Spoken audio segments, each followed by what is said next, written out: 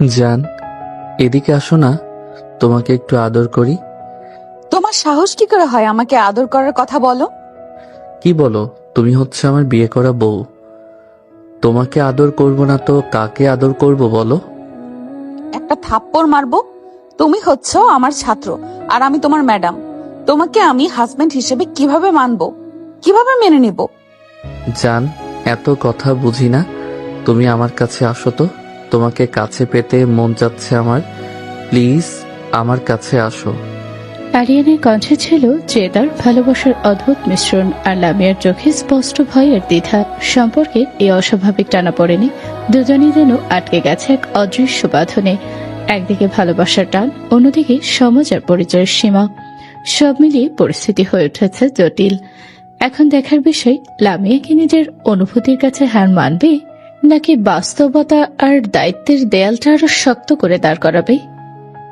দেখো, আমাকে বিরক্ত করো না। আমার কিন্তু এমনিতেই অনেক খারাপ লাগতেছে। প্লিজ, তুমি কেন বোঝার চেষ্টা করতেছো না যে তুমি আমার ছাত্র ছিলে? আমি কিভাবে তোমাকে আমার হাজবেন্ড হিসেবে মানবো? সোনা, এটা তো আগে ভাবা উচিত ছিল। এখন তো আমরা হাজবেন্ড ওয়াইফ হয়ে গেছি। এখন আর এই বিষয়গুলো সামনে এনে আমাদের সম্পর্কটা নষ্ট কইরো না। আজকে আমাদের বাসর রাত। রাখো তো তোমার বাসর রাত। আর তোমার সঙ্গে কিভাবে বাসর করব? আরিয়ান কথাটা শুনে লামিয়ার হাতটা চেপে ধরে বিছানায় শুয়ে দিয়ে তাকে কিস করতে শুরু করে। রুমের মধ্যে মুহূর্তে যেন ভালোবাসার অন্ধকার একটা হাওয়া বইতে শুরু করলো।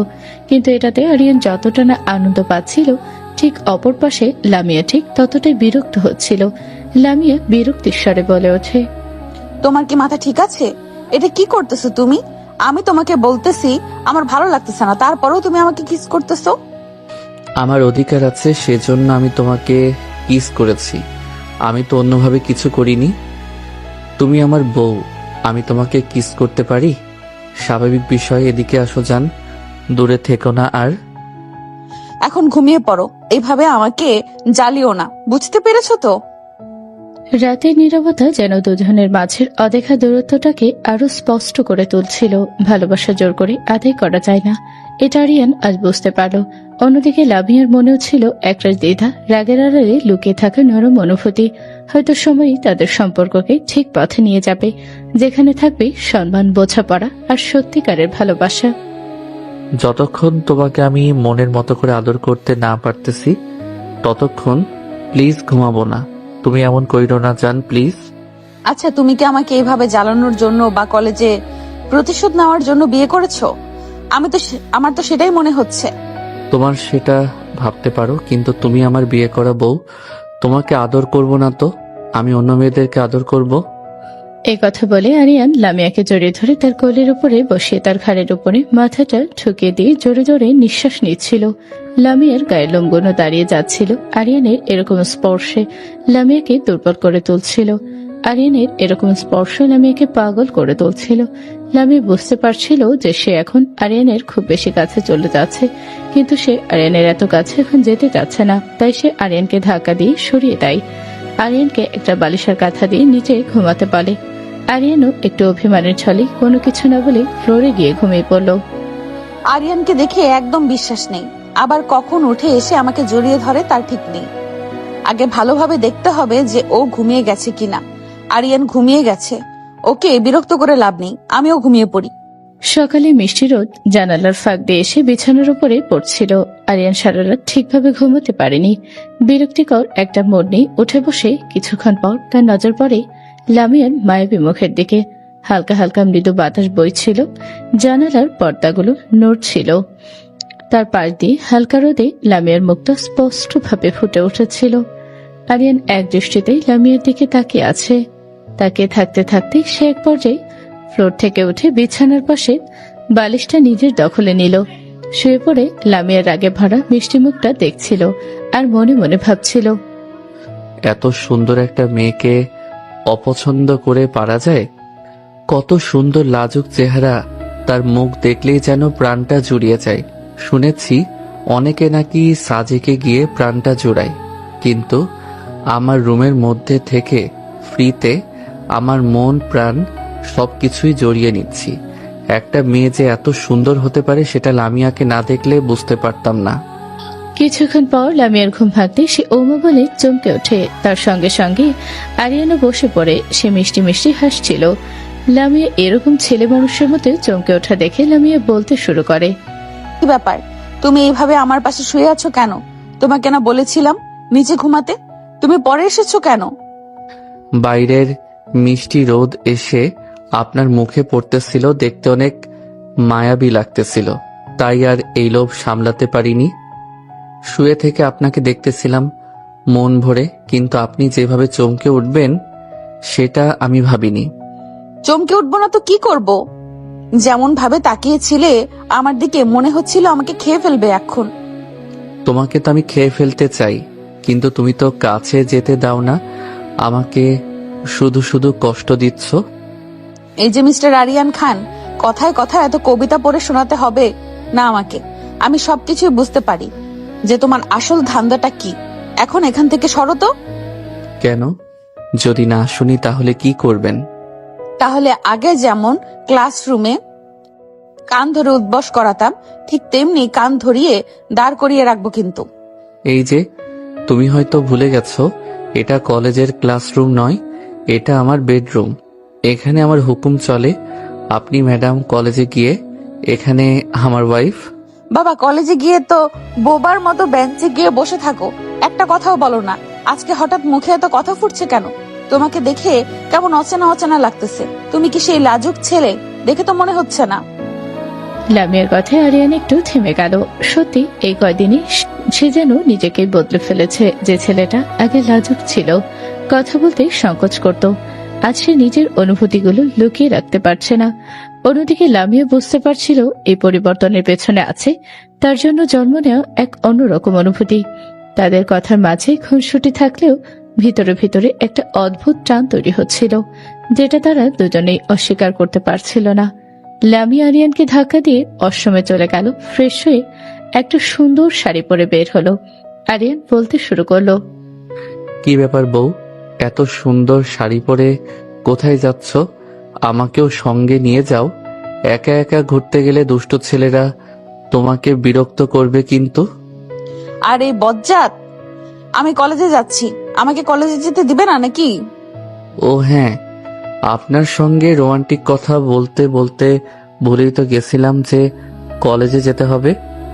যাই, তাড়াতাড়ি করে রেডি হয়ে নেই, একসাথে যাব তাহলে। জি না, তোমার পরে গেলেও চলবে, কিন্তু আমার আগে যেতে হবে। আমার আজকে কোন কোন ক্লাসে লেকচার আছে সেগুলো জানতে হবে।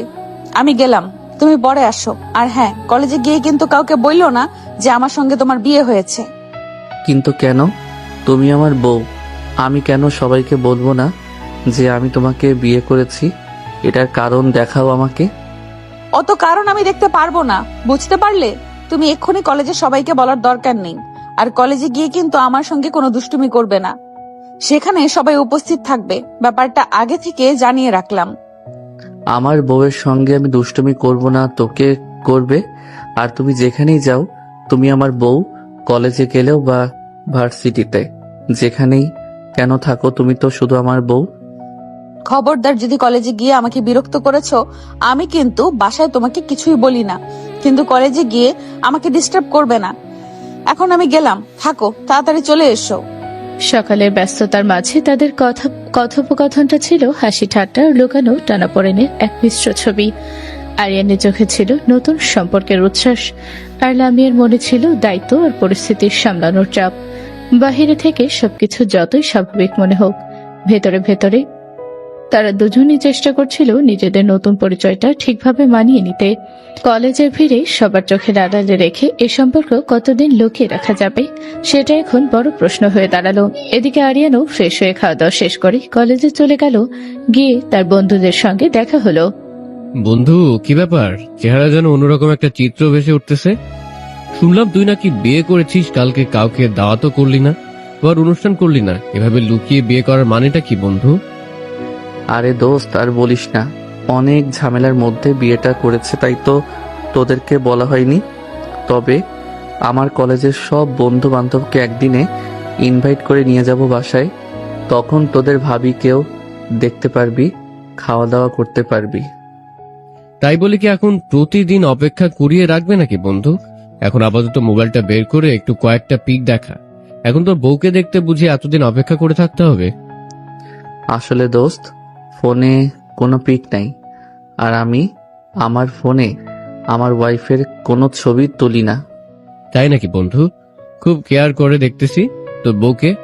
যাই হোক, সুখে থাক তোরা। তবে দাওয়াতটা একটু আমাদের তাড়াতাড়ি দিস মামা।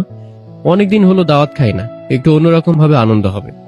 হ্যাঁ অবশ্যই, এখন চল ক্লাসরুমে যাই, বেশি দেরি হলে ম্যাডাম আবার বকা দিবে। বন্ধুর সঙ্গে হালকা মজার আড্ডার মাঝে আরিয়ানের মনে যেন এক অদৃশ্য টেনশন কাজ করছিল। একদিকে নতুন বিয়ের আনন্দ, অন্যদিকে সেই সম্পর্কটা সবার কাছ থেকে লুকিয়ে রাখার চাপ। দুটোর মাঝে সে আটকে আছে। নাহিদের কৌতূহল আর মজার কথাগুলো পরিস্থিতিকে হালকা করলেও বাস্তবতা কিন্তু এত সহজ নয়। কলেজের ভেতরে যেখানে লামিয়া তার শিক্ষক, আরিয়ান সেখানে শুধু একজন ছাত্র। এই পরিচয়টাই এখন সামনে রাখতে হবে। কিন্তু কতদিন, কখন সত্যটা প্রকাশ পাবে, আর তখন চারপাশের মানুষ কিভাবে নেবে? এই প্রশ্নগুলোই ধীরে ধীরে তাকে আরো জটিল করে তুলছে। আরিয়ান তার বন্ধু ক্লাসরুমে গিয়ে বসে পড়ল। এখনো ক্লাসরুমে ম্যাডাম আসেনি, তাই তারা সবাই মিলে আড্ডা দিচ্ছিল। বন্ধু, আজকে তো কোনো পড়াই মাথায় নেই, ম্যাডাম এসে তো মাথা ফাটিয়ে দিবেন আজকে। আরে প্যারা নিস না তো, এটা আমাদের জন্য নতুন কেউ অভিজ্ঞতা। দেখবি ক্লাস শুরু হয়ে গেলে আমাদের আর পড়াই ধরবে না, কারণ ম্যাডামও জানে আমরা পড়ে আসিনি। শালা, তুই কখনো ভালো হবি না, পড়াশোনা তো করবি না, আবার অন্য কাউকে করতে দিবি না। ক্লাসের মধ্যে তখন শুধু কথার আওয়াজ এখানে ভেসে আসছিল। এর মধ্যে ক্লাসের মধ্যে প্রবেশ করে লামিয়া। লামিয়াকে দেখে সবাই একদম সাইলেন্ট মোডে চলে যায়। লামিয়া বই হাতে নিয়ে আস্তে আস্তে ক্লাসরুমে প্রবেশ করছিল। প্রবেশ করে সরাসরি পড়াশোনার টপিকে চলে গেল। এর মধ্যে আরিয়ান জিজ্ঞেস করলো, ম্যাডাম মাত্র ক্লাসরুমে প্রবেশ করলেন, একটু তো আমাদের খোঁজ খবর নিবেন যে আমরা কেমন আছি। কোনো কিছু না বলে সরাসরি টপিকে চলে গেলে হবে? এমনিতেই ক্লাসে কারোর মনোযোগ নেই, এরকম করলে তো আরো বেশি অমনোযোগী হয়ে উঠবে সবাই। এখন কি আমার তোমার কাছ থেকে শিখতে হবে যে ক্লাসরুমে কিভাবে প্রবেশ করতে হবে, কিভাবে ক্লাস শুরু করতে হবে? আচ্ছা ঠিক আছে, তাহলে তুমি উঠে দাঁড়াও তো। তোমাদেরকে টপিক দিয়েছিলাম, যে টপিক দিয়েছিলাম সেই টপিকগুলো বিশ্লেষণ করে বুঝিয়ে বলো। মানে ম্যাডাম, আমি আসলে কালকে বিয়ে করেছি তো সেজন্য পড়তে পারিনি, তাই এই টপিক নিয়ে এখন আমি আলোচনা করতে পারবো না, আমাকে মাফ করবেন। এ তো দেখতেছি শুরু হওয়ার আগেই শেষ হয়ে গেল। পড়াশোনার বেলায় সেই কথা বলার সময় খুব পারো না। আচ্ছা, এখন ক্লাসে কোনো কথা হবে না, আমি তোমাদের পড়াগুলো বুঝিয়ে দিচ্ছি, তোমরা ভালোভাবে বুঝে নিও আর খাতায় নোট করে রেখো। ক্লাসরুমের পরিবেশটা মুহূর্তেই যেন গম্ভীর হয়ে উঠল। আরিয়ানের হালকা মজা করার চেষ্টাটা উল্টো তার নিজের জন্যই বিপদ ডেকে আনলো। লামিয়া ম্যাডামের কণ্ঠে ছিল কঠোরতা, কিন্তু ভেতরে কোথাও এক অদ্ভুত অস্বস্তিও লুকিয়েছিল। কারণ এই ক্লাসরুমে তারা দুজন সম্পূর্ণ ভিন্ন পরিচয় দাঁড়িয়ে আছে। একদিকে স্বামী স্ত্রীর সম্পর্ক, অন্যদিকে শিক্ষক ছাত্রীর সম্পর্ক। এই দুইয়ের ভারসাম্য রাখা যে কতটা কঠিন, তার উপর আবার দায়িত্ব, তা দুজনেই ধীরে ধীরে অনুভব করতে শুরু করেছে। ক্লাসের অন্য শিক্ষার্থীরা হয়তো বিষয়টা বুঝতে পারছে না, কিন্তু এই অদৃশ্য টানাপোড়েন প্রতিটা মুহূর্তেই তাদের মাঝে একটা দূরত্ব তৈরি করছে। কিছুক্ষণ পর ক্লাস শেষ করে লামিয়া রুম থেকে বের হয়ে যাচ্ছিল। লামিয়ার পিছন পিছন দৌড় দিয়ে আরিয়ান লামিয়ার হাতটা ধরে তার বুকের সঙ্গে জড়িয়ে নিল। আরিয়ান, কি করতেছে এগুলো? ছাড়ো, কেউ দেখে ফেললে প্রবলেম হবে। কেউ দেখলে কিসের প্রবলেম? তুমি তো আমার বউ হও, আর নিজের বউকে জড়িয়ে ধরতে কি পারমিশন নেওয়া লাগবে নাকি এখন? এটা কিন্তু কলেজ, বাসা পাওনি। ছাড়ো বলতেছি। সব জায়গায় রোমান্টিক হওয়া কিন্তু ভালো না, সুযোগ বুঝে হতে হয়। এখন ছাড়ো, কেউ দেখে ফেললে কি ভাববে বলো তো? আমরা একটা চিপায় দাঁড়িয়ে আছি, এখানে আমাদেরকে দেখবো বলেন তো?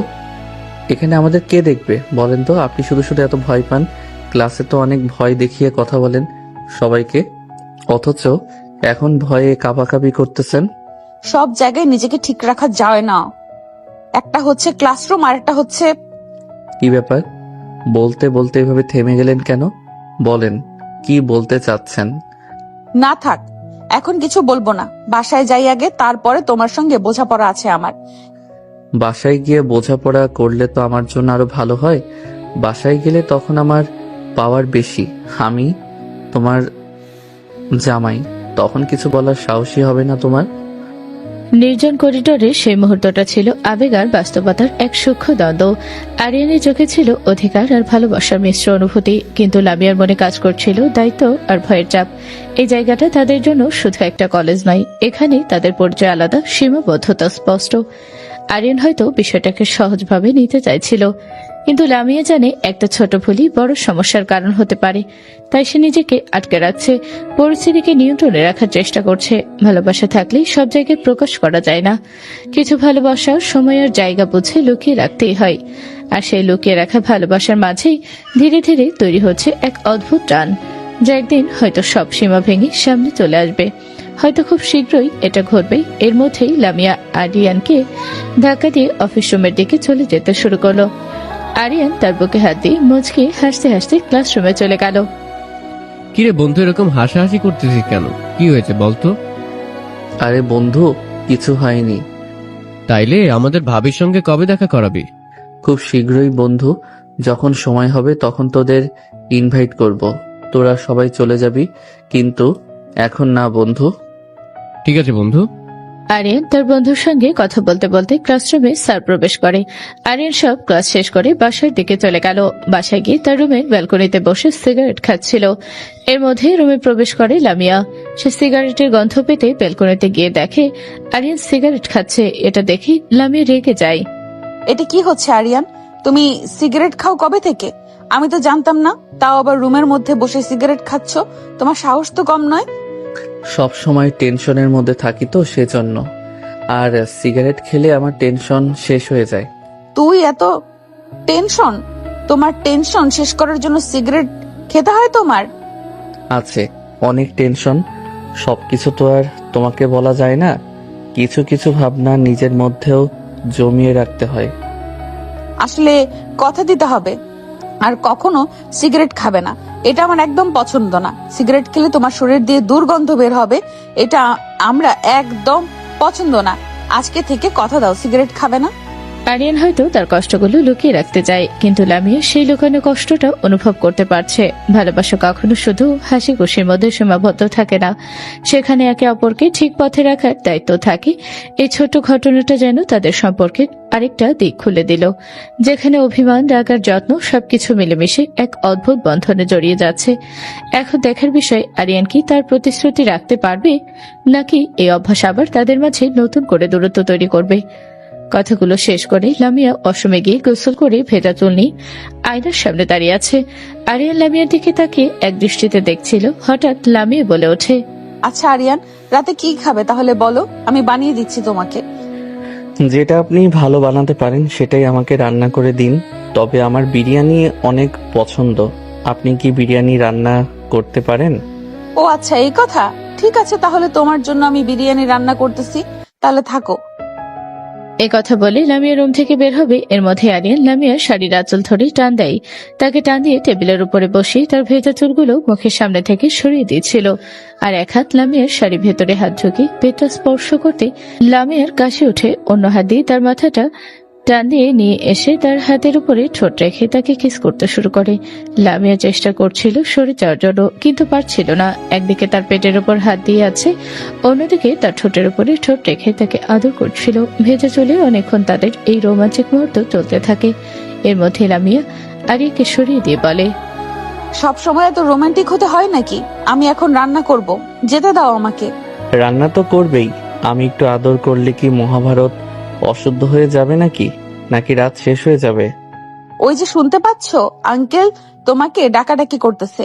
নিচে নামো, হয়তো কিছু বলবে তোমাকে। আরিয়ানরা বেশি দেরি না করে সঙ্গে সঙ্গে নিজেকে তার আব্বুকে বলতে শুরু করে, হ্যাঁ আব্বু ডেকেছো, আমাকে কিছু বলবে নাকি? এখন কিন্তু তোমার বিয়ে হয়ে গেছে, এখন পাগলামি করলে চলবে না। এখন বাইরে সময় না দিয়ে নিজের বউকে সময় দাও একটু।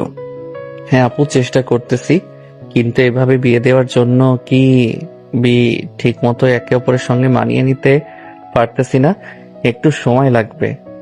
সময় নাও, কিন্তু বেশি সময় নিও না। আর আমি তোমাদের ভেবে চিন্তে বিয়ে দিয়েছি। আল্লাহ, আমি অনেক ভালো একটা মেয়ে। তুমি ওকে নিয়ে একটু আশেপাশে ঘুরতে যাও। কালকে তো কলেজ ছুটি, কোথাও একটা ঘুরতে নিয়েছো সারাদিন, তো বাসায় আর কলেজের আশেপাশে একটু ঘুরে আসলে দুজনকেই দুজনেরই অনেক ভালো লাগবে। ঠিক আছে আব্বু, আমি চেষ্টা করব কালকে কোথাও ঘুরতে নিয়ে যাওয়ার জন্য। আমি তাহলে রুমে গেলাম। সংসারের ভেতরে ছোট ছোট কথাগুলোই যেন ধীরে ধীরে বড় হয়ে উঠছে। আরিয়ানের বাবার কথা ছিল অভিজ্ঞতার ছাপ।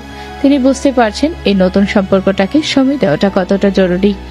অন্যদিকে আরিয়ানও বুঝতে শুরু করেছে শুধু মজা আর দুষ্টমিতা নয়, একটা সম্পর্ক টিকিয়ে রাখতে দরকার ধৈর্য, বোঝাপড়া আর একটু যত্ন। লামিয়ার সাথে তার দূরত্বটা কমাতে হলে তাকে সত্যি চেষ্টা করতে হবে। হয়তো আগামীকালের সেই ছোট্ট ঘুরতে যাওয়াটাই তাদের জন্য নতুন একটা শুরু হতে পারে, যেখানে ক্লাসরুমের বাধা থাকবে না লুকোচুরি, শুধু দুজন মানুষ একে অপরকে নতুন করে জানার সুযোগ পাবে। এই যে মিস্টার, রান্না করা শেষ, তাহলে এসে খাওয়া দাওয়া শেষ করে নাও। রাত হয়ে গেছে কিন্তু আমি অনেক ক্লান্ত, ঘুমাতে হবে। আচ্ছা, আপনি খাবার টেবিলে বেড়ে দিন, আমি আসতেছি। খাবার টেবিলে বেড়ে দিয়েছি, তুমি এসে তাড়াতাড়ি খেয়ে নাও। আরিয়ান দ্রুত গিয়ে খাওয়া দাওয়া শেষ করে রুমে এসে বিছানায় শুয়ে পড়বে। হঠাৎ লামিয়ে বলে উঠল, কি ব্যাপার, তুমি ফ্লোরে ঘুমাচ্ছ কেন? উপরে ঘুমাও, তুমি নিচে ঘুমাতে পারো না, তারপরেও নিচে ঘুমাচ্ছ কেন? বিছানার উপর শুয়ে পড়ো। তাহলে তুমি কোথায় ঘুমাবে? আমিও বিছানায় ঘুমাবো, কিন্তু আমাদের মাঝখানে থাকবে বালিশ। তুমি খবরদার কিন্তু এই পাশে আসবে না। ঠিক আছে, আমি চেষ্টা করব তোমার পাশে না যাওয়ার জন্য, তবে কথা দিতে পারবো না। ঘুমিয়ে পড়লে আমি কোথা থেকে কোথায় চলে যাই বলতে পারতেছি না। চেষ্টা করবে এই দিকে না আসার জন্য। এখন কথা না বলে ঘুমিয়ে পড়ো, অনেক রাত হয়ে গেছে। রাতটা যেন নীরবতার আড়ালে লুকিয়ে থাকা অজানা অনুভূতিতে ভরে উঠল। একই বিছানা থেকেও তাদের মাঝে রাখা সেই ছোট্ট বালিশটা শুধু দূরত্বই নয়, তাদের অস্বস্তি আর দ্বিধার প্রতীক হয়ে দাঁড়ালো। আরিয়ান মজা করে কথা বলেও তার ভেতরে ছিল কাছে পড়া আকাঙ্ক্ষা। আলামে কঠোর শর্ত দিলেও তার মন পুরোপুরি কঠিন ছিল না।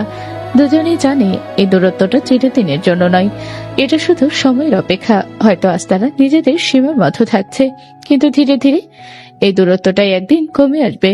আর সে বালিশটা যা আজ দেয়াল হয়ে আছে, একদিন হয়তো শুধু একটা সাধারণ বালিশ হিসেবে পড়ে থাকবে। কি ব্যাপার আরিয়ান, এত সকাল সকাল ঘুম থেকে উঠে গেছো? কিছু হয়েছে? আজকে তো কলেজও নেই, তাহলে এত সকাল সকাল ঘুম থেকে উঠে পড়েছো কেন? এমনিতেই রাতে ঠিক মতো ঘুমাতে পারিনি, এখন সকাল সকাল যদি ঘুম ভেঙে যায় আমার কি দোষ বলো? কিন্তু কেন ঘুমাতে পারোনি তুমি? কি হয়েছে তোমার, বলো তো আমাকে।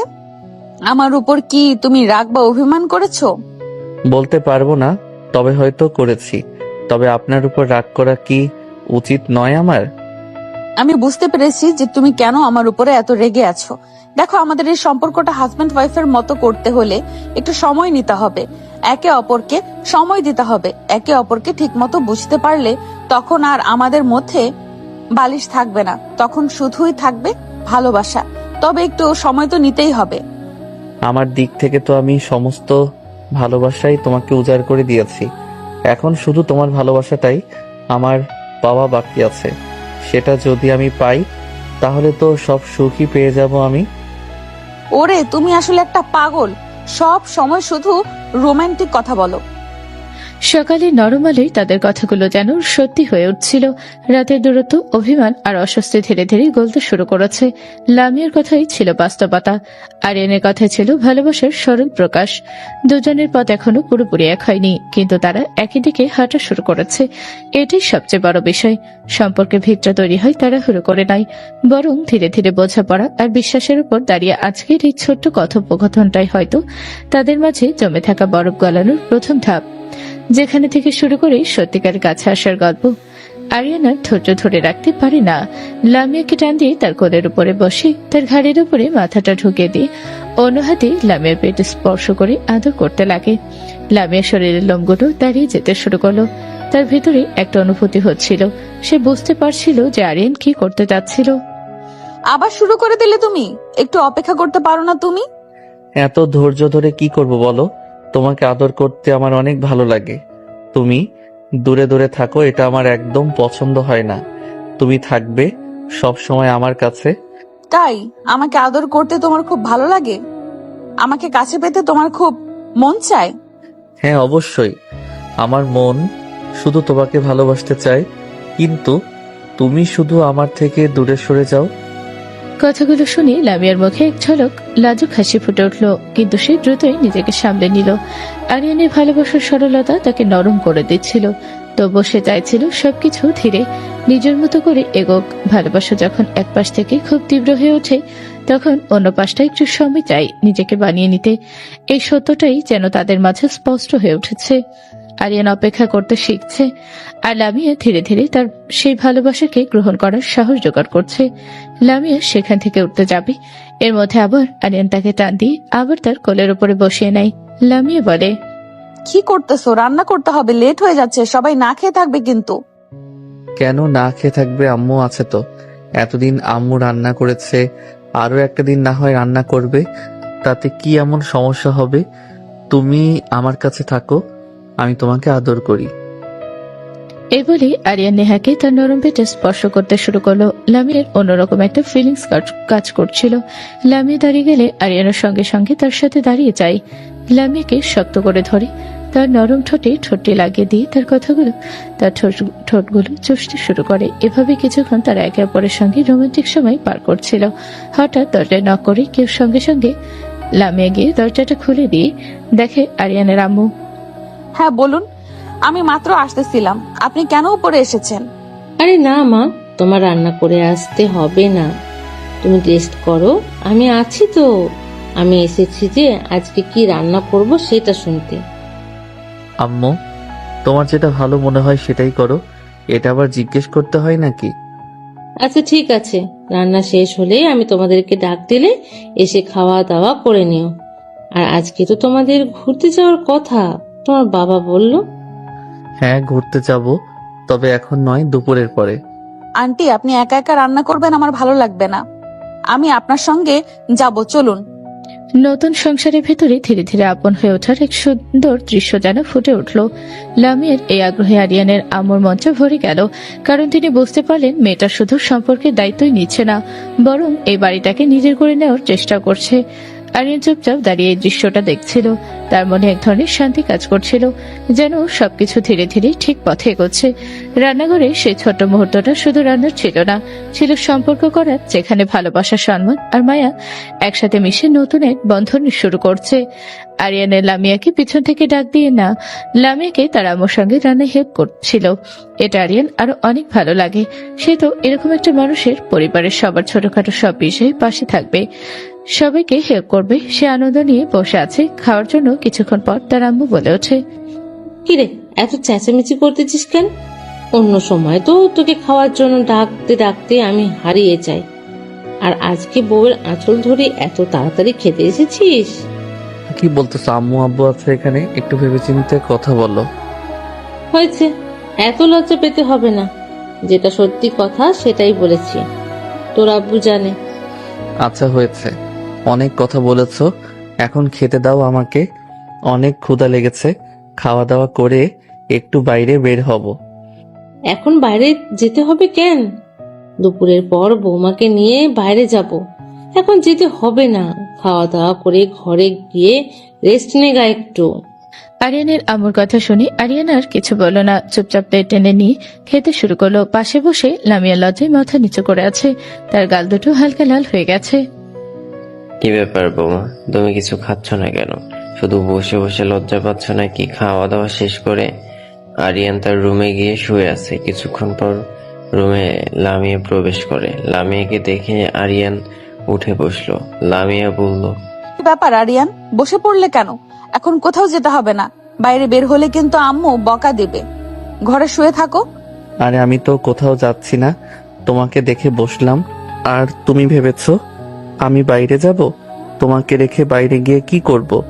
যতক্ষণ রুমে থাকবো ততক্ষণ তোমাকে আদর করতে পারবো, ভালোবাসতে পারবো, কিন্তু যেটা আমার পাবার কথা সেটা আমি এখনো পাইনি। আমি সবই বুঝতে পারতেছি তুমি কিসের কথা বলতেছো। এখন এগুলো না, বুঝতে পেরেছো? এখন এই চিন্তাগুলো মাথা থেকে বের করে দাও।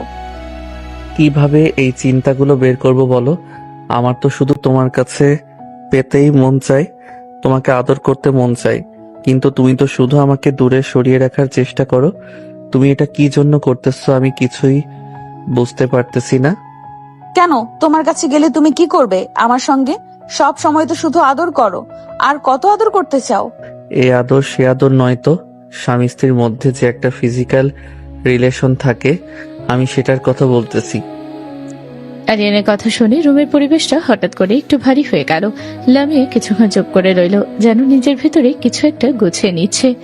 আরিয়ানের যাওয়াটা লামিয়া ঠিকই বুঝতে পারছিল, কিন্তু লামিয়া এখন সে সম্পর্কটা করার জন্য প্রস্তুত নয়।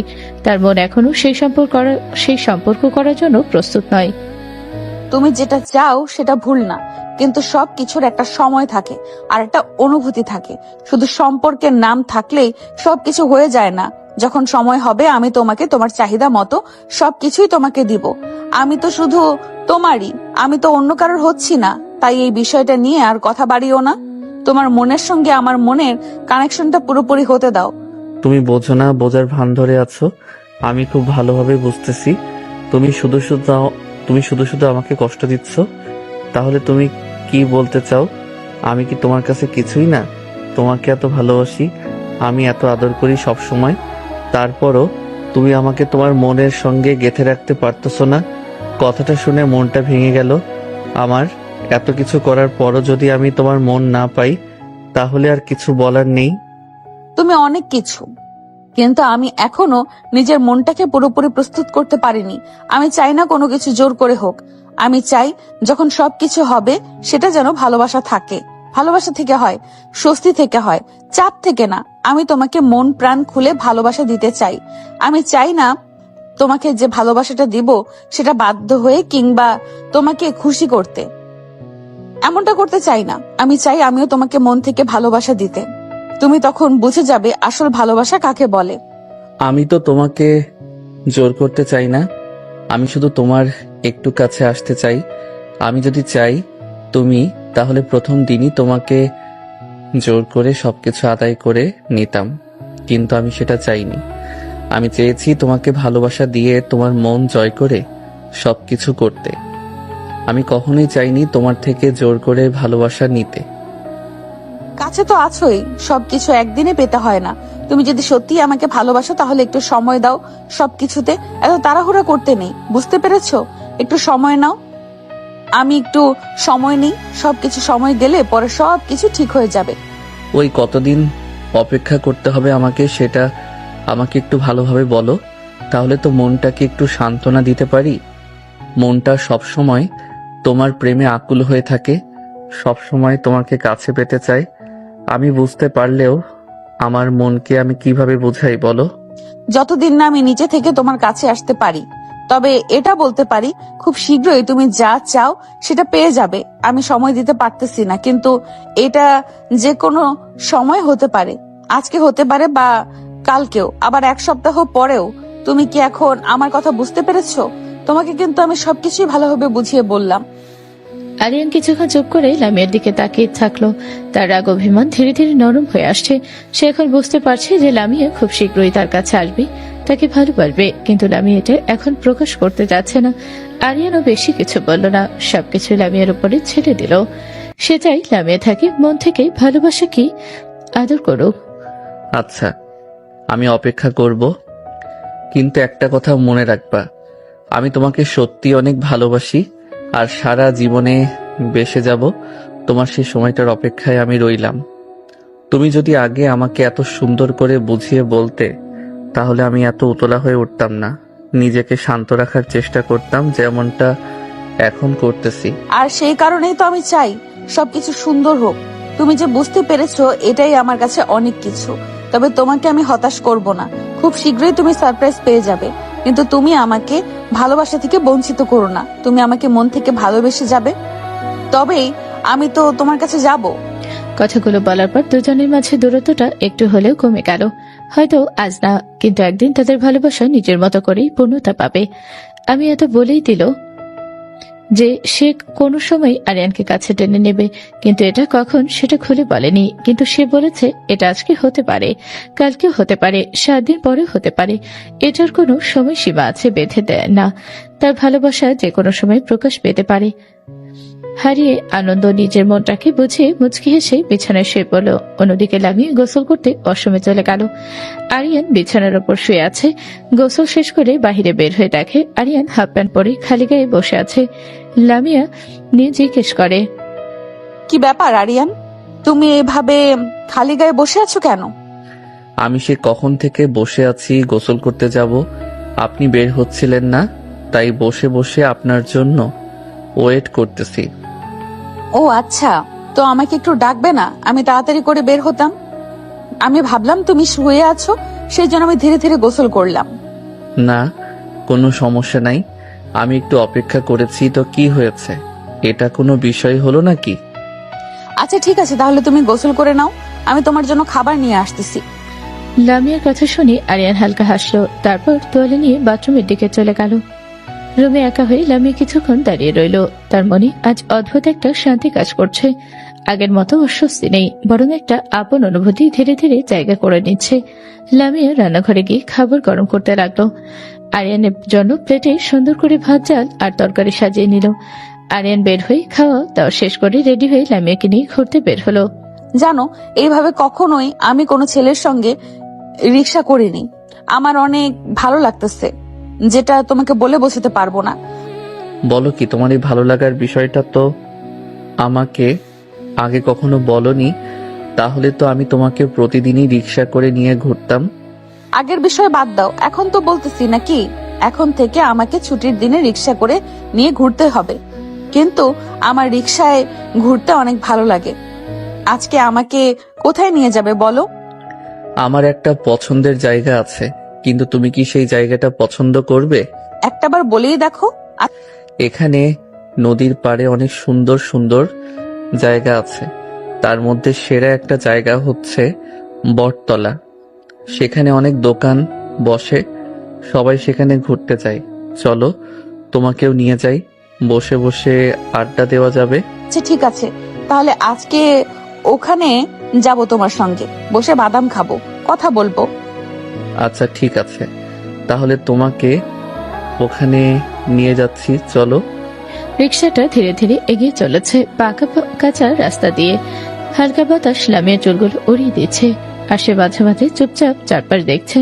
মনে হচ্ছে এই ছোট ছোট মুহূর্তগুলোই তার কাছে সবচেয়ে বড় আনন্দ। হঠাৎ রিক্সাটা থেমে গেলে আরিয়ান লামিয়াকে নিয়ে নদীর পাড়ে গিয়ে বসে পড়ল। লামিয়া প্রকৃতির এরকম নির্মম সৌন্দর্য দেখে খুশি হয়ে গেল। সে এক প্রকার বাচ্চাদের মতো ফুচকা বাদাম খাওয়ার বায়না করছিল। আরিয়ানও তার বায়নাগুলো পূরণ করছিল। আজকে লামিয়ার মুখে যেন অন্যরকম হাসি ফুটেছে। আরিয়ান বিষয়টা খেয়াল করে লামিয়া আজকে অন্যরকম একটা সময় উপহার দিচ্ছে তাকে। আরিয়ান বলল, আর কি খাবে বলো, আমি এনে দিচ্ছি, এখানে অনেক কিছু আছে। না, আর কিছু খাবো না। এখন আমি আর তুমি মিলে কিছু ফটো উঠাই, নাও। কেন না, অবশ্যই। আরিয়ান ফোনটা বের করে সেলফি উঠালো। তারপরে লামিয়াকে কিছু পিক তুলে দিল। লামিয়া ছবিগুলো দেখে অনেক খুশি হয়েছে। আরিয়ানকে বলতে শুরু করে, তুমি তো অনেক সুন্দর করে ছবি তোলো। একটু একটু পারি, তবে প্রফেশনাল না। একজন আরেকজনের হাত ধরে প্রকৃতির সৌন্দর্য উপভোগ করছিল। আরিয়ান বুঝতে পারছিল যে লামিয়া ধীরে ধীরে তার কাছে আসছে। আরিয়ান লামিয়াকে চারদিকে ঘুরিয়ে দেখাচ্ছিল। নদীর পাড়ে তখন খুশির বাতাস বইতে শুরু করলো। একজন আরেকজনের এত কাছে চলে এসেছে, সেটা আগে হয়নি। আজকে লামিয়া যেন অন্যরকম ভাবে নিজেকে উপস্থাপন করছিল। এরকম কিছু পোলাপান এসে তাদের পথের সামনে দাঁড়িয়ে আরিয়ান জিজ্ঞেস করে কি সমস্যা তাদের। কি ব্যাপার ভাই, খারাপ আপনারা, আর আমাদের পথ আটকালেন কেন? আর তুমি আসিফ না, তোমাকে তো আমি কোচিং এ পড়াতাম, তো তুমি হঠাৎ এইভাবে আমাদের রাস্তা আটকালে কেন? কি সমস্যা? তোমাকে তো বলেছিলাম আমার সামনে কখনো আসবে না। জন্যই তো আজকে আপনার সামনে এসেছি আপনাকে একটা শিক্ষা দেওয়ার জন্য। অনেক সুযোগ খুঁজেছি কিন্তু পাইনি। আজকের এই সুযোগটা আমি হাতছাড়া করতে চাই না। সঙ্গে আমার বন্ধুরাও আছে, আজকে আপনাকে দেখে ছাড়বো। এই তোরা কারা বলতো? তোদের সাহস তো কম না, আমার বউকে তোরা আবোল তাবোল কথা বলিস, মেরে কিন্তু হাত পা একদম ভেঙে দেব। যা এখান থেকে। ম্যাডাম, আপনি তো ঠিকই দেখতেছি বিএফ কে নিয়ে ঘুরতেছেন। তাহলে আমি কি আমার দোষ করেছিলাম যে আমাকে সবার সামনে এইভাবে জুতার মালা গলায় দিয়েছিলেন? কি হচ্ছে এগুলো? আমি তো কিছুই বুঝতে পারতেছি না। লামিয়া, তুমি কিছু বলছো না কেন? ওদের সঙ্গে তোমার কিসের ঝামেলা বলো? মুহূর্তের মাঝে চারপাশে শান্ত পরিবেশটা ভেঙে পড়ল। নদীর পাড়ের হাসি আনন্দ যেন কোথাও হারিয়ে গেল। তার জায়গায় তৈরি হলো ভয় আর উত্তেজনার এক অদৃশ্য দেয়াল। আরিয়ান দাঁড়িয়ে আছে বুক চিতিয়ে। তার চোখে একটাই কথা, সে কোনোভাবেই লামিয়ার দিকে একটা আঁচও আসতে দেবে না। অন্যদিকে আসিফ আর তার বন্ধুরা ঘিরে রেখেছে, যেন সে যে কোনো মুহূর্তে ঝড় হয়ে বয়ে যাবে। লামিয়ার বুকের ভেতর ধুকপুক শব্দ বাড়তে লাগলো। সে বুঝতে পারছে পরিস্থিতি খুব দ্রুত খারাপের দিকে যাচ্ছে। তার অতীতের একটা ঘটনা আজকে এমনভাবে সামনে এসে দাঁড়াবে সেটা সে কল্পনাও করেনি। লামিয়া আর কিছু না ভেবে আরিয়ানকে বলতে শুরু করে, আরিয়ান, আমার একটা কোচিং সেন্টার ছিল। সে কোচিং সেন্টারে আসিফ পড়তো, অনেক ছেলে মেয়ে পড়তো, পড়াশোনা করত। তাদের মধ্যে একটা মেয়ে ছিল, মেয়েটার নাম নীলা। ওই মেয়েটাকে আগে ডিস্টার্ব করত। আমি অনেকবার ওকে সাবধান করেছি, তারপরও ওই মেয়েটাকে বারবার ডিস্টার্ব করত। একদিন ওই মেয়েটাকে টেনে নিয়ে একটা ঘরের মধ্যে নিয়ে যায়।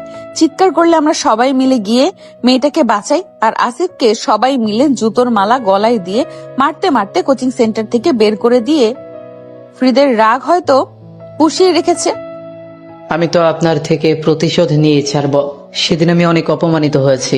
আপনার সে অপমান এখনো আমি আমার কাঁধে বয়ে বেড়াই। দেখো আসিফ, তুমি সেই দিন ভুল করেছিলে, সেই ভুলের জন্য তোমাকে শাস্তি দেওয়া হয়েছে।